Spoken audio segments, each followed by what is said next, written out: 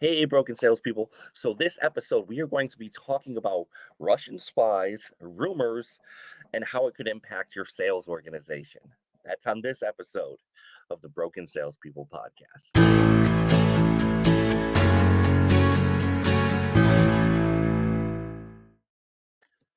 Hey, broken salespeople. Welcome to the workshop. My name is Red Staffrom, and today we are here to help you fix your broken sales skills. So, for those of you guys who've been following my channel for a little bit, you know I have been following the Ukraine story pretty closely. And the reason I have been doing that is because it is one of our best examples right now to be able to learn how to talk and have difficult conversations because what is going on over there is disgusting. It is 100% just disgusting. I don't have a better word for it. And by teaching ourselves to have these difficult conversations, we're helping everybody else out. We want to be able to do this kind of thing so that we can have these conversations when they do come up with our clients. The more we can talk about emotionally difficult times, the more capable we are to dive deeper into the problems that our clients are facing. So let's get into the story. And the way I'm going to do this is I'm going to tell the story, I'm going to tell what we know, and I'm going to tell the rumors behind it afterwards and why I believe those rumors. And then from there, I'm going to show the overall implication of what it means for our entire industry, all organizations, like everywhere. Um, the story starts like so many things in Russia at the fall of the Soviet Union. In the early 90s, when it collapsed, uh, Ukraine was one of the, I guess you could say, catalysts, because once they left the Soviet Union, everything fell apart soon thereafter. And Putin, being in the KGB at the time, remembered that. He always wanted to bring the Soviet Union back to that level of superpower that they really haven't been. They are a near peer, they aren't really a superpower the way Putin wants them to be. And this war has shown that pretty significantly. So in the 90s, he kind of worked his way up the former KGB, now called the FSB, and really started putting more power in there. That's really his baby. The FSB is Putin's baby, and he really, when he got elected, started putting more energy, more money, more power into that. If you don't know what the FSB is, what the Fifth Service is, that's what we colloquially call it in English.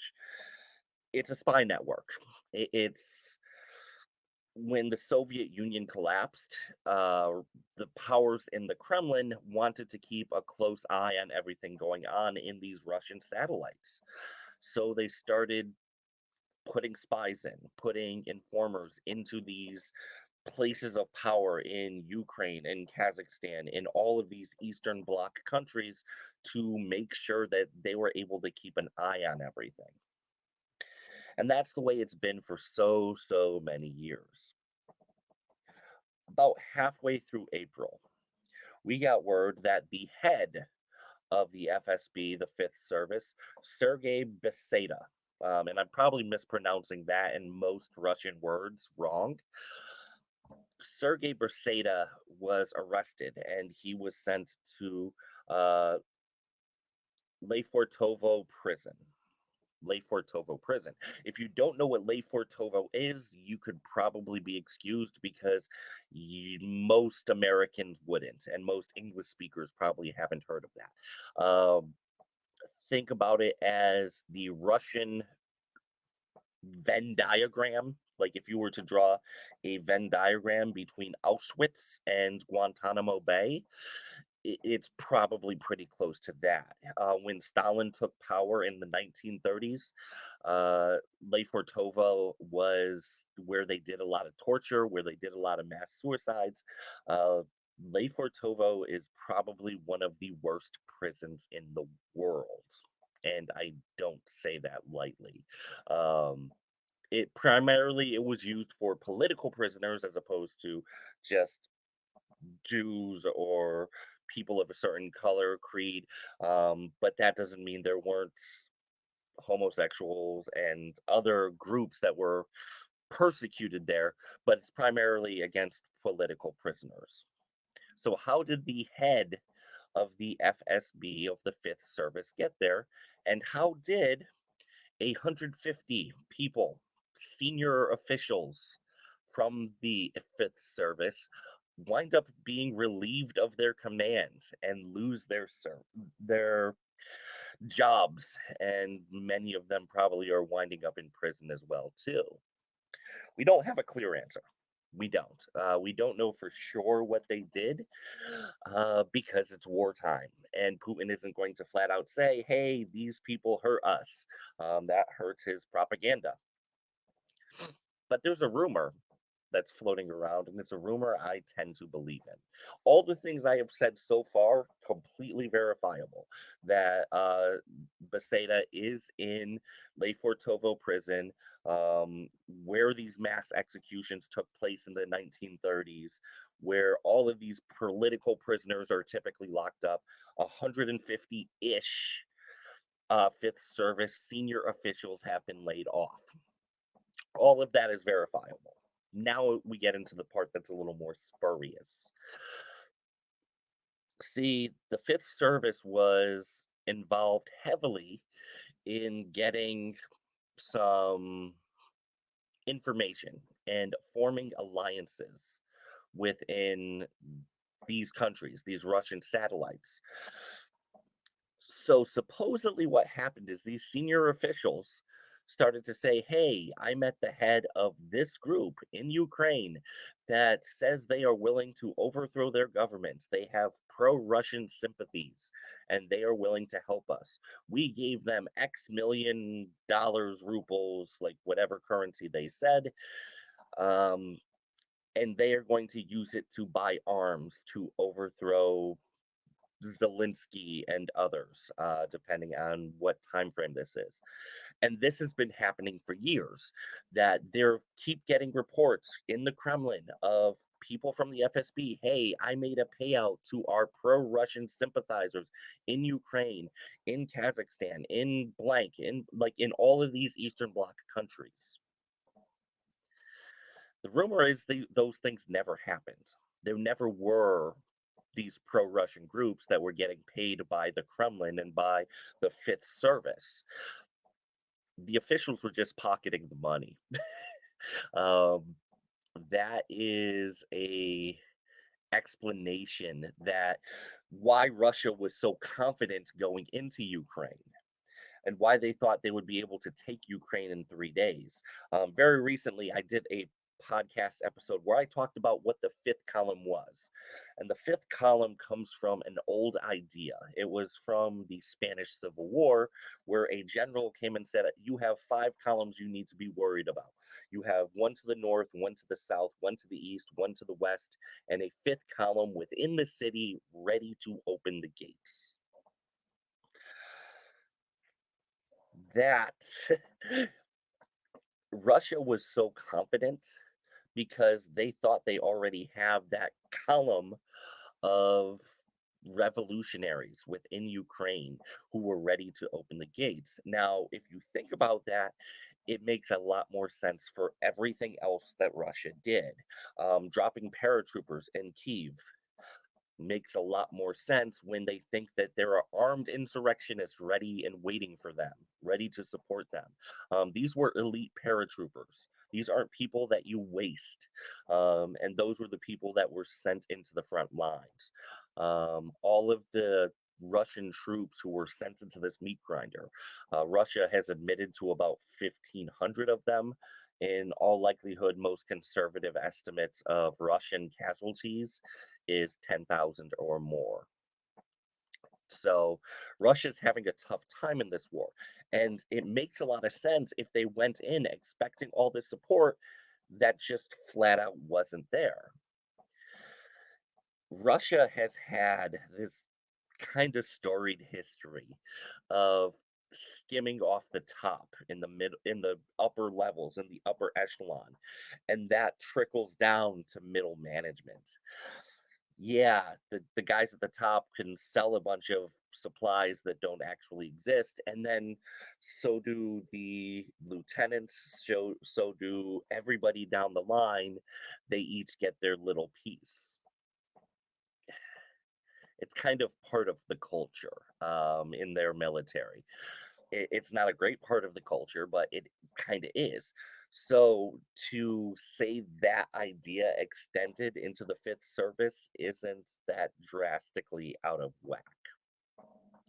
So why am I even talking about any of this? What does this have to do with sales? This is a sales podcast.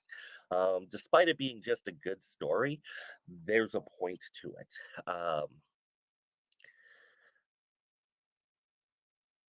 That toxicity, that problem, those people who are taking advantage aren't always the ones at the top. They could be the people in the middle. See, Putin had his ambitions, and the people on the ground may believe everything that they're being told, but it's the people in the middle who make everything functional. They are the ones who make sure things actually get done.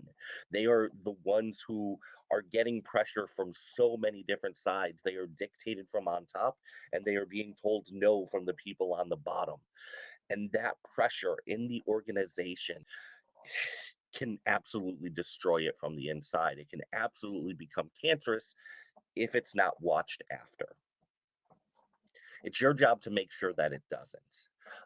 When you are in an organization, hopefully you're at the top, but if you aren't, if you're one of the grunts level people who are beating up the phone and dialing for dollars, you need to make sure that you're not in something where the middle managers are taking a cut of something that should be coming to you. You need to keep this eye out. To be fair, frontline sales manager is one of the toughest jobs in all of business, period. They get very little respect, they have very high pressure, and they have very low control. That's just the nature of frontline sales managers. Make sure you're paying attention to everything going on in the organization because that rot, those problems can come from anywhere. And it can be with padding a KPI report. Yeah, I'm sure nobody's ever done that. See, if the rumors are true, it all came from falsified reports that were sent to the Kremlin. And how many falsified reports have happened in the sales industry?